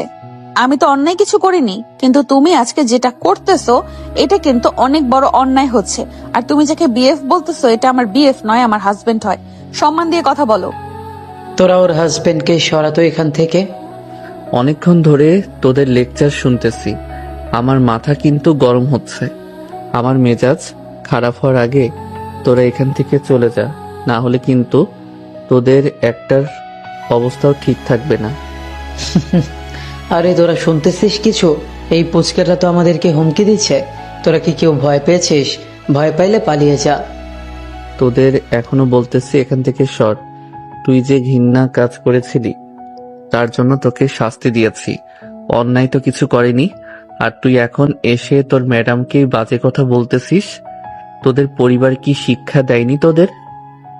ম্যাডাম এরকম কোচি একটা ছেলেকে বিয়ে করেছেন যে আপনার ছেলের বয়সী, আর তখন আমাকে তো অনেক জ্ঞান দিয়েছিলেন। আর নিজের বেলায় কি করলেন এটা? আচ্ছা যাই হোক, এখন এই ছেলেটাকে এখান থেকে সরে যেতে বলুন, তা না হলে কিন্তু ওর অবস্থা খারাপ করে ফেলব। পরিস্থিতি এখন পুরোপুরি নিয়ন্ত্রণের বাহিরে চলে যাওয়ার মতো। চারপাশে দাঁড়িয়ে থাকা লোকজনও বুঝতে পারছে এটা সাধারণ ঝগড়া নয়, যে কোনো সময় বড় কিছু ঘটে যেতে পারে। লামের কথা শুনি আরিয়ানের চোখ যেন আগুন জ্বলে উঠল। এতক্ষণ সে নিজেকে সামনে রেখেছিল, কিন্তু এখন তার সামনে সবকিছু পরিষ্কার। সে বুঝে গেছে এটা শুধু একটা পুরনো অপমানের প্রতিশোধ না, এটা অন্যায়ের বিরুদ্ধে দাঁড়ানোর সময়। আসিফের কথায় চারপাশে দাঁড়ানো তার বন্ধুরা হাসাহাসি শুরু করলো। তাদের সেই হাসি যেন আগুনে ঘি ঢালার মতো কাজ করলো। আরিয়ান এক পা সামনে এগিয়ে এলো। তার মুখে আর কোনো দ্বিধা নেই, চোখে শুধু কঠিন এক দৃঢ়তা। লামিয়া ভয়ে তার হাত চেপে ধরল, কিন্তু এবার আরিয়ান পিছিয়ে আসার মতো অবস্থায় নেই। মুহূর্তের মধ্যে আসিফ তার বন্ধুদের ইশারা করতে তারা ঘিরে ধরল দুজনকে। বাতাস ভারী হয়ে উঠল, যেন সময় নিজেই থেমে গেছে। এর মধ্যেই লামিয়া গিয়ে আসিফকে গালের উপরে থাপ্পড় মারে। আসিফ রেগে গিয়ে লামিয়ার গায়ে হাত তুলতে যাবে, তখনই আরিয়ান গিয়ে হাত চেপে ধরল। ম্যাডাম, আপনি আগে একবার আমার সঙ্গে অন্যায় করেছেন, আবার আজকে সবার সামনে আমাকে মারলেন। আপনার অবস্থা তো আমি খারাপ করে ফেলব। শর্ত, এখান থেকে যত সব টোকাই ছেলে পেলে। তার বন্ধুর এই কথা শুনে আরিয়ান আঘাত করতে যাবে, তখনই পাশ থেকে একটা ভদ্রলোক অনেক উচ্চস্বরে সেখানে থাকা সবাইকে ধমক দেয়। আসিফ সঙ্গে সঙ্গে ভয় পেয়ে যায়। উনি হচ্ছেন সে এলাকার প্রভাবশালী লোক, ওনার নাম শফিক। কি ব্যাপার, কি হচ্ছে এখানে? হ্যাঁ, এটা একটা পাবলিক প্লেস, এখানে এত ঝামেলা কিসের? আঙ্কেল, ঝামেলা আমরা করতেছি না, ঝামেলা করতেছে এই ছেলেগুলো। ওরা আমার স্টুডেন্ট ছিল, ওরা একদিন অন্যায় করার পর আমি ওদেরকে শাস্তি দিয়েছিলাম, ওরা সেটার প্রতিশোধ নিতে এসেছে। এত বড় সাহস তোদের, নিজের ম্যাডামের সাথে খারাপ ব্যবহার করতেছিস, তাও আবার আমার এলাকায় এসে। শফিক সাহেবের কথা শুনে আসিফ আর তার বন্ধুরা ভয় পেয়ে যায়। আসিফ এখন সেই লোকের কাছে ক্ষমা চাচ্ছিল, যাতে এই বিষয়গুলো তাদের মা বাবাকে না বলে। আঙ্কেল, যা হবার হয়ে গেছে, আমরা ওনাদের কাছে ক্ষমা চাচ্ছি, কিন্তু আপনি প্লিজ আমাদের ফ্যামিলিকে জানাবেন না। আগে ওনাদের কাছে ক্ষমা চা, ওনারা যদি ক্ষমা করে দেয় তাহলে আমি তোদের ফ্যামিলিকে ডাকবো না। আমাকে ক্ষমা করে দিন, আমার অনেক বড় ভুল হয়ে গেছে, আমি বুঝতে পারিনি এরপরে কখনোই আর। ভাই, আপনি কিছু মনে করবেন না, আপনি প্লিজ ম্যাডামকে একটু বোঝান। এরপর যেন এরকম না হয় বলে রাখলাম, অনেক প্রবলেম হবে কিন্তু। এবারে কিছু বললাম না, ক্ষমা করে দিলাম। এখান থেকে যা বেয়াদবগুলো। লামিয়ার কথা শুনে সঙ্গে সঙ্গে আসিফ এবং তার বন্ধুরা সেখান থেকে দ্রুত চলে যায়। লামিয়া আরিয়ান শফিক সাহেবকে ধন্যবাদ দিয়ে শেষ করতে পারছিল না। আরিয়ান লামিয়াকে নিয়ে সেখান থেকে চলে আসছিল, কিন্তু লামিয়া এই বিষয়গুলো বলতে পারছিল না, তাই আরিয়ান লামিয়াকে সবার সামনে কোলে তুলে নিয়ে আসছিল। লামিয়া অনেক লজ্জার মধ্যে পড়ে গেল, বারবার করে বলছিল তাকে নামিয়ে দিতে। এভাবেই কোলে করে নিয়ে আইসক্রিমের দোকানে নামিয়ে দেয়। তাকে আইসক্রিম কিনে দেওয়ার পর একটা রিক্সা নিয়ে বাসার দিকে চলে গেল। আমি তো ভাবলাম আজকে তোমরা বাসায় আসবে না, সন্ধ্যা হয়ে গেল আর মাত্র বাসায় আসতেছে। ঘুরতে যাবি আর কখন? আসার কোনো নাম নেই। আসলে আম্মু একটা প্রবলেম হয়ে আরিয়ান বলতে যাবে কথাগুলো, তখনই লামিয়া তার শরীরে চিমটি কেটে বলতে বারণ করে। আরিয়ানকে বিষয়টা লুকিয়ে যায়। তখনই তার মা আবার জিজ্ঞেস করে, কি ব্যাপার আরিয়ান, তুই কিছু একটা বলতে চাচ্ছিস, হঠাৎ চুপ হয়ে গেলি কেন? বল, কিছু হয়েছে নাকি? না না আম্মু, কিছু হয়নি। আসলে অনেকদিন পর ঘুরতে গেছিলাম তো তোমার বৌমাকে চারপাশটা ঘুরে ভালোভাবে দেখাচ্ছিলাম, সেজন্য আসতে একটু লেট হয়ে গেছে। আচ্ছা, খাওয়া দাওয়া পরে করতেছি, আমার ভালো লাগতেছে না, আমি একটু রুমে গেলাম আম্মু। ঠিক আছে, খাবার রান্নাঘরে রাখা আছে, আমি শুয়ে পড়লাম, তোরা খাওয়া দাওয়া করে নিস। আরিয়ানের আম্মুর কথা শুনে লামিয়া মাথাটা নাড়িয়ে হ্যাঁ বলল। আরিয়ান আর লামিয়া রুমে চলে গেল। রুমে গিয়ে আরিয়ানকে বলতে শুরু করলো, তোমার মাথা কি নষ্ট হয়ে গেছে নাকি? এগুলো কথা কেউ পরিবারকে বলে? তেমন বড় কোনো বিষয় হয়নি তো। আর বইলেন না, মুখ ফুসকে বের হয়ে গেছিল, কিন্তু আপনি যখন চিমটি কাটলেন তখন বিষয়টা বুঝতে পেরে কথাটা ঘুরিয়ে অন্য কথা বলতে শুরু করলাম। হ্যাঁ হ্যাঁ বলে আমাকে উদ্ধার করেছেন আপনি। এই মিস্টার, আমার আইসক্রিম গুলো নষ্ট হয়ে যাচ্ছে, এখন আমাকে একটু চুপচাপ খেতে দাও, বুঝতে পেরেছো তো? তোমাকে খেতে বারণ কে করেছে? তুমি খাও, আমি বসে বসে তোমার খাওয়া দেখি। রুমের ভেতরে ঢুকতেই বাহিরের উত্তেজনা সবকিছু যেন ধীরে ধীরে মিলিয়ে গেল। দরজা বন্ধ হতে একটা নীরবতা নেমে এলো, কিন্তু সেই নীরবতার ভেতরেও দুজনের মনে এখনো কিছুটা অস্থিরতা রয়ে গেছে। লামিয়া বিছানার পাশে বসে আইসক্রিমের বক্সটা খুলে চামচ দিয়ে ধীরে ধীরে খেতে লাগলো। তার মুখে স্বাভাবিক ভাব আনার চেষ্টা থাকলেও চোখে লুকিয়ে আছে কিছুটা ভয় আর চিন্তা। আরিয়ান চুপচাপ তার দিকে তাকিয়ে বসে আছে। তার চোখে রাগের ঝলক এখনো পুরোপুরি মুছে যায়নি, তবে তার চেয়েও বেশি স্পষ্ট লামিয়ার জন্য একটা গভীর চিন্তা। লামিয়ার এরকম অবস্থা দেখে আরিয়ান জিজ্ঞেস করলো, আমার কেন জানি না মনে হচ্ছে তুমি এখনো সেই বিষয়গুলো নিয়ে চিন্তা করতেছো। আর না, আরে না, কে বললো তোমায়? আমি এখন ওই বিষয়গুলো ভুলে গেছি। এখন আমি মজা করে আইসক্রিম খাচ্ছি, দেখতে পাচ্ছ না তুমি? সেটা তো আমি দেখতেই পারতেছি, কিন্তু তোমার চেহারা দেখে মনে হচ্ছে তুমি অন্য কিছু ভাবছো, যেটা তোমার মুখে স্পষ্ট ভেসে উঠতেছে। বাদ দাও তো তুমি। তুমি শুধু শুধু এগুলো নিয়ে চিন্তা করতেছো। আমি আইসক্রিমটা শেষ করে খাবার আনতেছি, তারপর খেয়ে দুজন একসাথে ঘুমিয়ে পড়বো। লামিয়া আইসক্রিমটা শেষ করে দ্রুত নিচে গিয়ে খাবারগুলো গরম করে আরিয়ানের জন্য নিয়ে আসছিল। উপরে খাবারগুলো বেড়ে দুজন খাওয়া দাওয়া শেষ করে বিছানার উপরে বসে আছে। এর মধ্যে আরিয়ান লামিয়াকে টান দিয়ে তার কোলের উপরে তুলে নেয়। জান, এদিকে আসো, তোমাকে একটু আদর করি। এখন তো আমাকে তোমার কাছে আসতে দিবে নাকি? আচ্ছা, তুমি আমাকে একটা কথা বলো তো, তুমি আমাকে কখনো ছেড়ে যাবে না তো?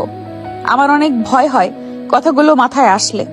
কিন্তু তোমার এরকম কথা, এরকম চিন্তা মাথায় আসার কারণটা কি আমি তো বুঝতেই পারলাম না। আমি তো কখনো এরকমটা স্বপ্নেও ভাবিনি যে তোমাকে ছেড়ে দিব। কেন জানি না আমার অনেক ভয় হয়। কি জন্য হয় সেটা আমি নিজে বলতে পারবো না। তুমি শুধু আমাকে ভালোবেসে আদর যত্নে নিজের কাছে রেখে দিও, আমি আর কিছুই চাই না। তোমার মাথায় এরকম কথা কি যেন আসতেছে, আমি সেটাই এখন বুঝতে পারলাম না। আমি তো তোমাকে সবসময় আদর করি, সবসময় ভালোবাসা দেই, তোমার আবদার পূরণ করি, এগুলো ভেবো না তো জান। এখন শুধু একটু ভালোবাসো আমাকে। লামিয়ার কথাগুলো শুনে আরিয়ানের চোখে এক ধরনের কোমলতা নেমে এলো। সে বুঝতে পারলো এই ভয়টা অকারণ না, বরং লামিয়ার মনের ভেতরে জমে থাকা অজানা একটা আশঙ্কা। আরিয়ান ধীরে ধীরে লামিয়ার কাছে এগিয়ে এলো, তার হাতটা আলতো করে নিজের হাতে নিল। আমার মাথায় একটা কথা আসতেছে বারবার, তোমাকে কি বলবো কি না বলবো সেটা ভাবতেছি। সত্যি কথা বলো, শুনবো আমি। তুমি যে আমাকে বিয়ে করেছো এটা তো কলেজে কেউ জানে না। আমি ভাবতেছি কালকে সবাইকে বিষয়টা জানাবো। হ্যাঁ অবশ্যই, কেন না। আমি তো আমার বন্ধুদেরকে আটকে রাখতে পারতেছি না। বর শুধু বায়না করতেছে আমার বউকে দেখবে কালকে, তাহলে সবাইকে বলবো আমাদের এই সম্পর্কের কথা।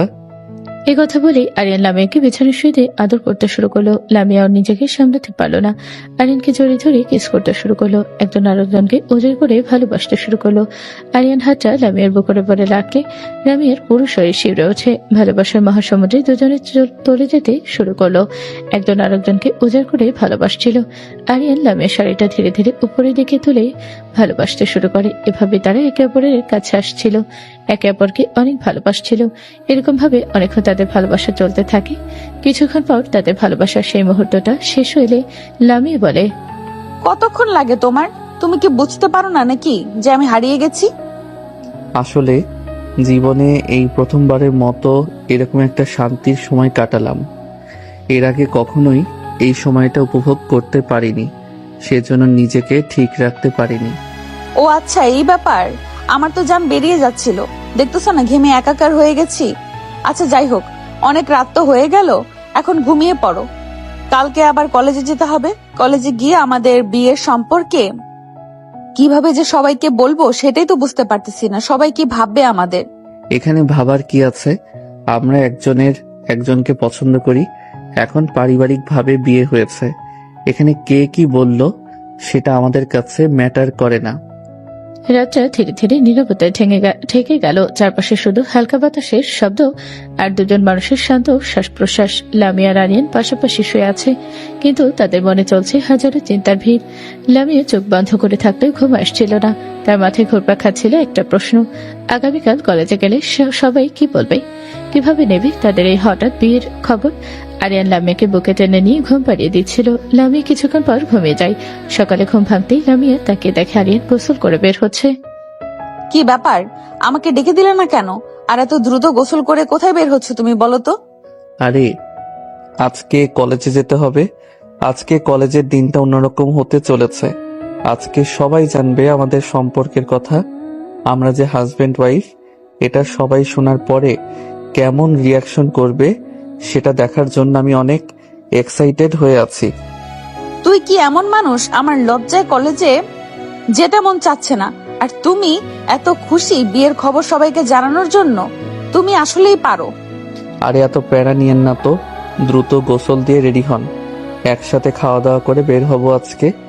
আজকে কিন্তু আলাদা খাবো না, আজকে একটা রিক্সা নিয়ে দুজন কলেজের সামনে নামবো। অলরেডি এত কিছু ভেবে রেখেছো তুমি?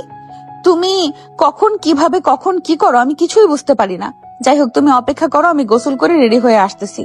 কিছুক্ষণ পর লামিয়া রেডি হয়ে বের হলো। হালকা শাড়ি, ভেজা চুল আর মুখে একটু লাজুক ভাব। আজকে যেন তাকে অন্যরকম লাগছিল। আরিয়ান কিছুক্ষণ তাকিয়ে থাকলো, যেন নতুন করে তাকে দেখছে। তারা দুজন খাওয়া দাওয়া শেষ করে রিক্সা নিয়ে কলেজের দিকে চলে গেল। লামিয়ার হৃদয় যেন একটু বেশি জোরেই ধরপড় করছিল। সে চেয়েছিল সবকিছু স্বাভাবিক থাকুক, কিন্তু বাস্তবতা ঠিক তার উল্টো। অন্যদিকে আরিয়ান ছিল একেবারে স্থির। তার চোখে ছিল আত্মবিশ্বাস, যেন সে জানে তাদের সিদ্ধান্ত ভুল নয়। মানুষের কথা, সমাজের দৃষ্টি, এসব সবসময় ভালোবাসার পথে বাধা হয়ে দাঁড়ায়, কিন্তু সত্যিকারের সম্পর্ক সেই বাধাগুলো পেরিয়ে আরো শক্ত হয়। আজকে আরিয়ান আর লামিয়ার জন্য সেই পরীক্ষার প্রথম দিন। তারা জানে না সামনে কি অপেক্ষা করছে, সমালোচনা নাকি সমর্থন। তবে একটা জিনিস তারা দুজনেই বুঝে গেছে, একে অপরের হাতটা শক্ত করে ধরে রাখলেই সবকিছু সহজে হয়ে যায়।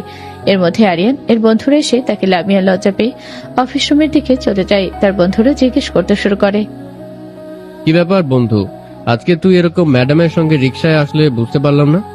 আবার দেখলাম হাত ধরে আছিস, আসল ঘটনাটা কি বলতো বন্ধু? সবকিছু তো আমার মাথার উপর দিয়ে যাচ্ছে। মানে তোরা যাকে ম্যাডাম বলিস উনি হচ্ছে আমার ঘরের বউ। এতদিন এটা আমরা দুজনে গোপন রেখেছিলাম পুরো কলেজের সামনে, কিন্তু আজকে বলতে হচ্ছে। একদিন না হয় একদিন বলতে তো হতোই। আরিয়ানের মুখে এই কথা শোনার পর যেন চারপাশের এই মুহূর্তের জন্য নিরাপত্তা নেমে এলো। যারা কাছাকাছি দাঁড়িয়েছিল তারা অবাক চোখে একে অপরের দিকে তাকাতে লাগলো। ফিসফাস শব্দটা আর একটু জোরালো হয়ে উঠল। নাহিদ কিছুটা চুপ করে রইল, যেন কথাগুলো ঠিকমতো বিশ্বাস করতে পারছে না। আরিয়ান অনেক বোঝানোর চেষ্টা করছে না, কিন্তু নাহিদ এটা কোনোভাবে মেনে নিতে পারছে না যে ম্যাডামকে আরিয়ান বিয়ে করেছে। কি বললি তুই? সিরিয়াসলি বলছিস? ম্যাডাম মানে ভাবি বন্ধু? আমার তো বিশ্বাসই হচ্ছে না। তুই এটা কিভাবে করলি? তুই কি সব সত্যি কথা বলতেছিস বন্ধু? হ্যাঁ রে, ঠিকই শুনছিস। উনি শুধু ম্যাডাম না, আমার স্ত্রীও। কলেজে শুধু ম্যাডাম বলবে, আর যখন ক্যাম্পাসে বা বাইরে দেখা হবে তখন শুধু ভাবি বলবি। বুঝতে পারলি? তো উনি কিন্তু ভাবি ডাক শুনতে অনেক পছন্দ করে। নাহিদের মুখের অভিব্যক্তি ধীরে ধীরে অবাক হয়ে থেকে আনন্দে বদলে গেল। সে হঠাৎ করে হেসে উঠল। নাহিদ এক প্রকার সারপ্রাইজড হয়ে গেছে। সে বুঝতে পারছিল না আরিয়ানের কিভাবে বিয়ের শুভেচ্ছাটা জানাবে।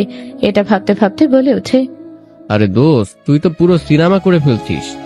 এত বড় একটা কথা লুকিয়ে রাখলি কিভাবে বলতো মামা? মানুষকে অনেক কথা গোপন রাখতে শুনেছি, কিন্তু কেউ যে বিয়ের কথা ভবন রাখতে পারে এটা কখনোই ভাবতে পারিনি।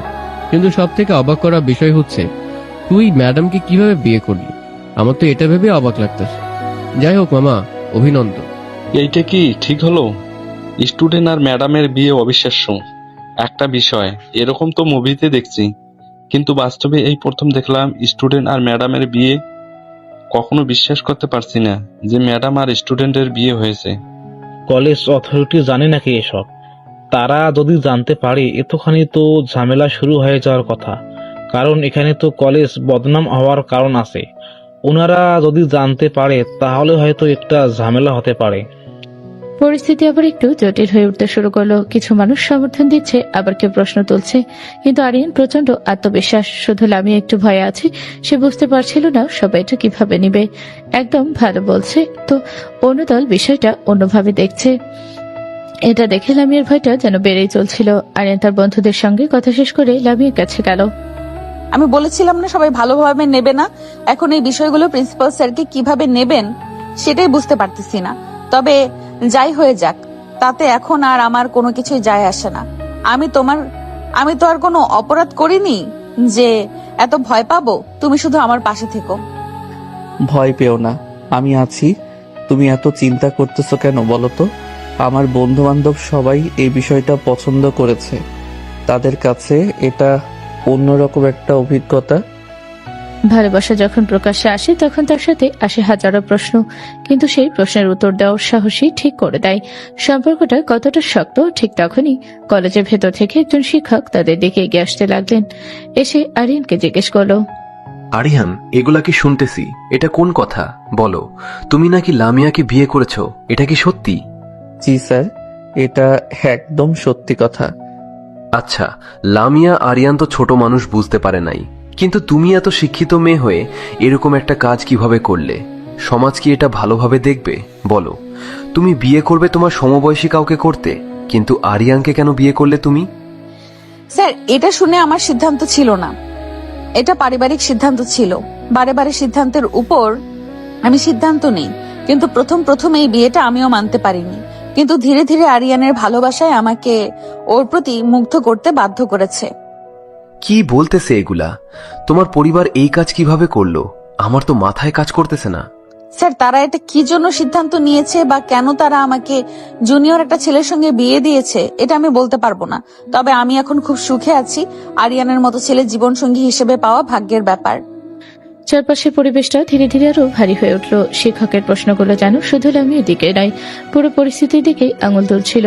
আশেপাশে দাঁড়িয়ে থাকা ছাত্রছাত্রীরাও নিঃশব্দে সবকিছু দেখছিল, যেন এই মুহূর্তটা তাদের জন্য এক অদ্ভুত বাস্তবতা।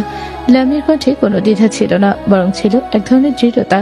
সে নিজের সিদ্ধান্তকে লুকানোর চেষ্টা করেনি, বরং সবার সামনে স্বীকার করে নিয়েছে নিজের অনুভূতি। এই সাহসটাও সবাইকে একটু হলেও চুপ করে দিয়েছিল। আরিয়ানও চুপচাপ দাঁড়িয়েছিল, কিন্তু তার চোখে ছিল আত্মবিশ্বাস। সে বুঝতে পারছিল আজকের দিনটা শুধু ভালোবাসার প্রকাশ নয়, বরং নিজেদের সম্পর্ককে প্রমাণ করার দিন। শিক্ষক কিছুক্ষণ চুপ করে রইলেন। হয়তো তিনি ভাবছিলেন, হয়তো পরিস্থিতিটা বোঝার চেষ্টা করছিলেন, কারণ এই সম্পর্কটা সাধারণ নয়, কিন্তু তবু এর ভেতরে ছিল সত্যিকারের ভালোবাসা। শিক্ষক সবকিছু বুঝতে পেরে লামিয়াকে বলতে শুরু করলো, আমি বুঝতে পেরেছি, তোমাদের মধ্যে ভালোবাসা অনেক গভীর হয়ে গেছে। যাই হোক, তোমরা যেহেতু একে অপরের এত কাছে চলে এসেছো, একে অপরকে বুঝতে পেরেছো, তাহলে তো আর বলার কিছুই থাকে না। যাই হোক, তোমাদের অভিনন্দন অনেক। ধন্যবাদ স্যার আমাদের শুভেচ্ছা জানানোর জন্য। পুরো স্কুলে লামিয়া আর আরিয়ানের বিয়ের বিষয় নিয়ে কথা হচ্ছিল। সবাই বিষয়টা শোনার পর থেকে অবাক হয়ে গেছে, কিভাবে একটা ছাত্রের সঙ্গে ম্যাডামের বিয়ে হতে পারে। ও কলেজে বিষয়টা নিয়ে অনেক চর্চা হচ্ছিল। এই কথাটা অবশেষে সবাই ধীরে ধীরে মেনে নিতে শুরু করে। তাদের এরকম ভালোবাসা দেখে ম্যাডাম আর ছাত্রের মধ্যে যে এরকম ভালোবাসা জন্মাতে পারে সেটাকে কল্পনা করতে পারেনি। সবাই এই বিষয়টাকে এখন অ্যাপ্রিসিয়েট করছে। কিছুক্ষণ পরেই নাকি প্রিন্সিপাল স্যার ডেকে পাঠায়। লামিয়ার সঙ্গে সঙ্গে প্রিন্সিপাল স্যারের রুমে চলে যায়। কলেজে এগুলো কি হচ্ছে লামিয়া? তুমি নাকি কোনো এক স্টুডেন্টকে বিয়ে করেছো, এটা কি সত্যি? হ্যাঁ স্যার, এটা একদম সত্যি। আমার বিয়েটা পারিবারিক ভাবে হয়েছে আর কাকতালীয় ভাবে আমার সঙ্গে বিয়ে হয়েছে। সেই ছেলেটা ওই কলেজে পড়াশোনা করে, পারিবারিক সিদ্ধান্ত, ওকে আমি নিষেধ করতে পারিনি। কিন্তু তুমি এ কাজ কিভাবে করলে? একটা স্টুডেন্টকে কিভাবে বিয়ে করলে বলো তো? স্যার, প্রথমে আমার একটু কষ্ট হয়েছিল, কিন্তু এখন সবকিছু ঠিক হয়ে গেছে। এখন আর কোনো প্রবলেম হচ্ছে না। আমাদের মধ্যে বোঝাপড়াটা অনেক ভালো। আর আরিয়ান আমাকে অনেক পছন্দ করে, আমিও এখন ওকে পছন্দ করি। আমাদের মধ্যে সম্পর্ক এখন অনেক ভালো স্যার। কিন্তু এটা তো কোনোভাবেই মানতে পারতেছি না যে স্টুডেন্টকে বিয়ে করেছো। এটা নিয়ে তো কলেজে অনেক কথা হচ্ছে, আমাদের কলেজের বদনাম হবে। তো এখন দেখতেছি বিষয়টা নিয়ে। এগুলো কি বলতেছেন স্যার? আমি তো বিয়ে করেছি, কাউকে তো মার্ডার করিনি। এটা নিয়ে কলেজে বদনাম হবে কেন? বিষয়টা নিয়ে অনেক কথা হচ্ছে বাইরে, যখন সবাই জেনে যাবে তাহলে আমাদের কলেজের নাম খারাপ হবে। এটা তুমি বুঝতে পারতেছো না? প্রিন্সিপাল স্যারের কথাগুলো শুনে পুরো পরিবেশটা যেন আরো গম্ভীর হয়ে উঠল। অফিস রুমের ভেতরে এক ধরনের চাপ ও উত্তেজনা কাজ করছিল। একদিকে নিয়ম, অন্যদিকে বাস্তব জীবন আর অনুভূতি। লামিয়ার চোখে মুহূর্তের জন্য কষ্টের ছায়া ভেসে উঠল, কিন্তু সে নিজেকে সামনে নিল। কারণ সে জানে আজকে তাকে শুধু নিজের জন্য নয়, তাদের সম্পর্কের জন্য শক্ত থাকতে হবে। কিন্তু এখন তার শুধু চিন্তা হচ্ছে একটা বিষয় নিয়ে, সেটা হচ্ছে তার চাকরি কি থাকবে। এখন কিছুক্ষণ পরে প্রিন্সিপাল স্যার তাকে বাইরে গিয়ে দাঁড়াতে বলল। এবার স্যার তোমাকে কি বলবো? কি হলো, কথা বলছো না কেন? আমার মনে হয় চাকরিটা থাকবে না স্যার। বলেছিলাম না কলেজের নাকি বদনাম হবে। সবাই বিষয়টা নিয়ে আলোচনা করতেছে। এখন দেখা যাচ্ছে স্যার কি সিদ্ধান্ত নেয়। স্যারকে তোমার কোনো রিকোয়েস্ট করতে হবে না। তোমার চাকরি থাকলে থাকবে, না থাকলে নাই। এটা নিয়ে এত প্যারা নেওয়ার কি আছে? চাকরি না করলে তুমি আরো ভালো থাকবে, সব সময় রেস্টে থাকতে পারবে। কিন্তু এই চাকরিটা আমার স্বপ্ন ছিল। অনেক কষ্টের পরে আমি চাকরিটা পেয়েছিলাম। কিন্তু এখন যদি চাকরিটা চলে যায় একটু দুঃখ পাবো, তবে কোনো আফসোস থাকবে না। তুমি আমার পাশে থাকলে যে কোনো বিপদকে মোকাবেলা করব আমি। তুমি চিন্তা করো না, আমি সব সময় তোমার পাশে আছি। ওই যে প্রিন্সিপাল স্যার তোমাকে ডাকতেছে, দেখো যদি চাকরি থাকবে, না হলে কোনো রিকোয়েস্ট করার দরকার নাই। ঠিক আছে, সোজা রুম থেকে বের হয়ে আসবে। প্রিন্সিপালের কক্ষে ঢোকার আগে মুহূর্তটা যেন থেমে গেল। লামিয়ার বুকের ভেতর ধরপড়ানি বেড়ে যাচ্ছিল। আরিয়ান বাহিরে দাঁড়িয়ে তার দিকে তাকিয়ে রইল। চোখের ভরসা যেন বলছে আমি আছি। দরজাটা ধীরে ধীরে বন্ধ হয়ে গেল। ভেতরে শুধু লামিয়ার প্রিন্সিপাল। কয়েক সেকেন্ডের নীরবতা, যা লামিয়ার কাছে কয়েক মিনিটের মতো লাগছিল। প্রিন্সিপালের মধ্যে বলে ওঠে, ও, আমি যা বুঝতে পারলাম তোমরা আসলে ভুল কিছু করোনি। তবে তুমি তো একজন শিক্ষক, ছাত্রদের মাঝে তুমি একটা উদাহরণ হিসেবে নিজেকে রিপ্রেজেন্ট করো। আমি সবই বুঝতে পারতেছি যে তোমরা ভুল কিছু করোনি, পারিবারিকভাবেই তোমাদের বিয়েটা হয়েছে। জি স্যার, আপনাকে আমি সেটাই বলতে চাচ্ছিলাম। দেখো, আমি সবকিছু বুঝলে ও সবশেষ এটা তো একটা শিক্ষা প্রতিষ্ঠান, আমার তো এই বিষয়টা তো খেয়াল রাখতে হয়। তবে তোমরা যেটা করেছো এটার জন্য তো আলাদা করে কোনো শাস্তি দেওয়ার এখতিয়ার নাই আমার। তাহলে স্যার আমার বিষয়ে কি সিদ্ধান্ত নিলেন সেটা তো বললেন না। সিদ্ধান্ত কি নেবে বলো? তোমরা বিয়ে করেছো, কোনো অপরাধ তো করোনি। এটার জন্য আমি আবার কি বলবো? কিন্তু দেখো, এখন থেকে তুমি এই বিষয়গুলোকে ভুলে যাওয়ার চেষ্টা করো, আর আগের মতো ক্লাসরুমে ছাত্রদের শিক্ষাদান শুরু করো। এটাই আমার কথা। লামিয়া খুশিতে আত্মহারা হয়ে উঠল। কলেজের এই গরম পরিবেশের মধ্যে হঠাৎ হালকা একটু ঠান্ডা বাতাস এসে লামিয়ার গায়ে এসে লাগলো। লামিয়া মুখে হাসি নিয়ে বের হচ্ছিল। আরিন তখনই বুঝে যায় যে চাকরিটা এখনো আছে। লামিয়ার সে পুরো কলেজের সামনে লামিয়াকে জড়িয়ে ধরে সান্ত্বনা দিচ্ছিল। এর মধ্যে লামিয়া বলে ওঠে, আরিয়ান এখন বাসায় চলো, আমাকে 3 দিন ছুটি দিয়েছে। আজকে কলেজে আমার কোনো কাজ নেই। এখন চলো বাসার দিকে যাই, একটা রিক্সা ডাকো। এটা তো অনেক ভালো একটা কথা। তোমার সঙ্গে এখন অনেক সুন্দর সুন্দর সময় কাটাতে পারবো। ঠিকভাবে তোমাকে কাছেই পাই না, সব সময় তুমি ব্যস্ত থাকো। এই কয়েকদিন নিজেকে একটু সময় দাও, পাশাপাশি পরিবারকেও দাও। আর যদি কিছু সময় বেঁচে যায় তাহলে আমাকেও দিও। লামিয়া আরিয়ান হাসাহাসি করতে করতে কলেজ থেকে বের হয়ে যাচ্ছিল। যে কলেজে একটু আগে ছিল দুশ্চিন্তার ভার, সবাই বিষয়টা নিয়ে সমালোচনা করছিল। কিছুক্ষণ পর এসে সমালোচনার পাহাড়ের উপর বরফ ঢেলে শান্ত করে চলে যাচ্ছিল দুজন। একজন রিকশা নিয়ে সরাসরি বাসায় চলে গেল। বাসায় গিয়ে আরিয়ানের আম্মুকে বলতে শুরু করলো। জানেন আম্মু আজকে কি হয়েছে? আমি কিভাবে জানবো? মা, তুমি আগে বলো কি হয়েছে, এত খুশি কেন তুমি? কেন খুশি হব না বলেন? আজকে কলেজের সবাইকে আমাদের বিয়ের সম্পর্কে বলেছি। প্রথম দিকে সবাই অবাক হয়ে গেছিল, কিন্তু বিশ্বাসই করতে চাচ্ছিল না যে আমরা বিয়ে করেছি। সবাই শুধু একটা কথাই বলতেছিল যে কলেজের ম্যাডাম হয়ে কিভাবে স্টুডেন্টকে বিয়ে করে। এইভাবে অনেকক্ষণ সমালোচনা চলতে থাকে। এরপরে প্রিন্সিপাল স্যার আমাকে ডেকে নেয়। তোমরা এই সিদ্ধান্ত নিয়েছো, আমাদের তো কিছু বললে না। এখন তোমার চাকরিটা থাকলেই হয়। কি যে করো না তোমরা, বুঝতে পারি না। না আম্মু, আমি খুশি কি জন্য বুঝতে পারতেছি না। আপনি প্রিন্সিপাল স্যার আমাকে ডাকার পর প্রথমে আমি অনেক ঘাবড়ে গেছিলাম, কিন্তু পরে প্রিন্সিপাল স্যার সবকিছু বুঝতে পারে। পরে তিনি আমাকে চাকরি থেকে বের করেন না, বরং আমাদের জন্য দোয়া করে। তার সঙ্গে আমাকে 3 দিন ছুটিও দিয়েছে পরিবারের সঙ্গে সময় কাটানোর জন্য। কি যে আনন্দ হচ্ছে বলে বোঝাতে পারবো না। এটা তো অনেক ভালো কথা। যাই হোক, তুমি তো অনেক মন খারাপ করেছিলে যে তোমার চাকরিটা থাকবে না। দেখেছো তো, সবার দোয়া তোমার মাথার উপরে ছিল। যাও, এই কথাটা আরিয়ানের বাবাকে বলো, শুনলে অনেক খুশি হবেন। ঘরের ভেতরটা যেন এক অদ্ভুত স্বস্তির নরমালে ভরে উঠল। এতদিনের দুশ্চিন্তা, ভয় আর অজানা আশঙ্কা সবকিছু যেন এক মুহূর্তে মিলিয়ে গেল। লামিয়ার মুখের হাসির সাথে আরিয়ানের আম্মু ধীরে ধীরে উঠে দাঁড়ালেন। চোখে মুখে প্রশান্তির ছাপ স্পষ্ট। তিনি মনে মনে আল্লাহর কাছে শুকরিয়া আদায় করলেন, কারণ জানিয়ে এত ভয় ছিল শেষ পর্যন্ত সেটাই আনন্দের কারণ হয়ে দাঁড়ালো। লামিয়া তখনও খুশিতে ভাসছে, তার চোখে যেন নতুন এক স্বপ্নের আলো। একদিকে নিজের ভালোবাসা, অন্যদিকে নিজের সম্মান আর পেশা, দুটোই একসাথে ধরে রাখতে পারার স্বস্তি। এই খুশিতেই সে আরিয়ানের আব্বু আম্মুর পা ধরে সালাম করতে লাগলো। আরিয়ানের আব্বু জিজ্ঞেস করে, কি ব্যাপার মা, তুমি এত খুশি কেন? কলেজে কি সবকিছু ঠিক আছে এখন? হ্যাঁ আব্বু, এই জন্যই তো আপনাকে সালাম করলাম। আপনাদের দোয়া আমার মাথায় ছিল বলেই এই কঠিন পথটা আমি পাড়ি দিতে পেরেছি। তবে এই ক্রেডিটটা শুধু আমার একার নয়, এখানে আপনার ছেলেরও অনেক অবদান আছে। ও সব সময় আমার পাশে ছিল, আমাকে অনেক সাপোর্ট করেছে। যাক মা, আমি তো অনেক টেনশনে পড়ে গেছিলাম। ভাবলাম কি না কি হয়ে যায়। এক পর্যায়ে তো ভেবেই ফেলেছিলাম যে তোমাদের বিয়ের সিদ্ধান্তটা হয়তো আমার ভুল সিদ্ধান্ত ছিল। আমাদের জন্য হয়তো তোমার চাকরিটা হারাতে পারো, কিন্তু এখন শুনে অনেক ভালো লাগছে।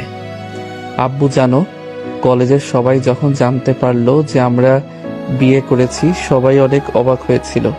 কেউ বিশ্বাস করতে চাচ্ছিল না। এক পর্যায়ে ধীরে ধীরে সবাই জিনিসটা মানিয়ে নিতে শুরু করে। আমি তো অনেক ভয়ে ছিলাম যে কি না কি হয়, কিন্তু কলেজে গিয়ে আমার পুরো চিন্তা ভাবনাটাই ভুল প্রমাণিত হয়ে গেল। আচ্ছা বাবা, যা তোরা এখন রুমে গিয়ে ফ্রেশ হয়ে নে, তারপর খাওয়া দাওয়া করতে হবে তো। আরিয়ানা লামিয়া সরাসরি রুমে চলে গেল। রুমে গিয়ে লামিয়া মনে খুশিতে নাচানাচি করছিল। এর মধ্যে আরিয়ান লামিয়াকে ধরে কোলে তুলে নেয়। লামিয়া বলতে শুরু করে, আর কি করতেছো? ছাড়ো, আমি পড়ে যাব, কিন্তু আমার কিন্তু অনেক ভয় লাগতেছে, প্লিজ। আমার হাত থেকে তুমি কখনোই পড়বে না, আমার উপর ভরসা রাখো। তোমার এই আনন্দের মুহূর্তটা আমিও ভাগাভাগি করে নিতে চাই। ও আচ্ছা, তাই নাকি? আজকে যেভাবে তুমি আমার পাশে ছিলে, সারা জীবনই আমার সকল দুঃখ কষ্টের ভাগটা তুমি একটু নিও। তুমি যদি আমার এইভাবে পাশে থাকো, আমি তো অনেক ভরসা পাবো। আজকে তোমার এরকম অবস্থান দেখে আমি সত্যি অবাক হয়েছি। আসলে তোমার মতো হাজবেন্ড পেয়ে আমি আসলে অনেক লাকি। আই লাভ ইউ জান। ওরে আমার সোনা, এত প্রশংসা করতে হবে না। আমি তোমার সব সময় পাশে আছি জান। আই লাভ ইউ টু আমার সোনা পাখি। রুমের ভেতরটা যেন ভালোবাসার উষ্ণতায় ভরে উঠল। লামিয়ার হাসি, আরিয়ানের চোখের মায়া, সব মিলিয়ে মুহূর্তটা যেন হয়ে উঠল একেবারে স্বপ্নের মতো। আরিয়ান ধীরে ধীরে লামিয়াকে কোলে নিয়ে ঘুরতে লাগলো, আর লামিয়া ভয়ে চোখ বন্ধ করে তার শার্ট শক্ত করে ধরে রইল। কিন্তু কয়েক সেকেন্ড পরেই সব ভয়টা মিলিয়ে গেল, কারণ সে বুঝতে পারল এই মানুষটার হাতেই তার সবচেয়ে নিরাপদ আশ্রয়। লামিয়া হালকা করে চোখ খুলে আরিয়ানের দিকে তাকালো। তাদের চোখে চোখ পড়তেই দুজনেই কিছুক্ষণ চুপ হয়ে গেল। কোনো কথা নাই, শুধু অনুভূতি। আরিয়ান আস্তে করে লামিয়াকে বিছানায় বসিয়ে দিল। তারপর তার কপালে আলতো করে একটা চুমু দিয়ে বলল, আজকে তুমি সত্যি অনেক খুশি, আর তোমার এই হাসিটা দেখার জন্য আমি সবকিছু করতে পারি। তোমার মতো ওয়াইফ পেয়ে আসলে আমি ধন্য হয়ে গেছি। এভাবে আমরা একজন আরেকজনের পাশে থাকবো জান, কখনো কাউকে কষ্ট দিব না। সারা জীবন আমাকে এভাবেই আদর যত্নে রেখো তোমার কাছে। অবশ্যই, এটা আবার বলতে হয়? হয়েছে, অনেক ভালোবাসো, অনেক আদর করছো। আমার ক্ষুধা লেগেছে, চলো খাওয়া দাওয়া করে আসি, তারপরে রুমে এসে যত পারো আদর করো। আচ্ছা ঠিক আছে যান। ভালোবাসাটাই আসলে এমন, সবসময় একে অপরের পাশে এভাবেই আঠার মতো লেগে থাকতে হয়। একে অপরের প্রতি বিশ্বাস, শ্রদ্ধা, সম্মান আর ভালোবাসা থাকলে ভালোবাসা কখনো বিফলে যায় না। এভাবেই সুন্দর একটা গল্পের সমাপ্তি হলো। সবাই ভালো থাকবেন, সুস্থ থাকবেন আর আমাদের প্রিয় ফিলিংস চ্যানেলটির সাথেই থাকবেন। আল্লাহ হাফেজ। সমাপ্ত।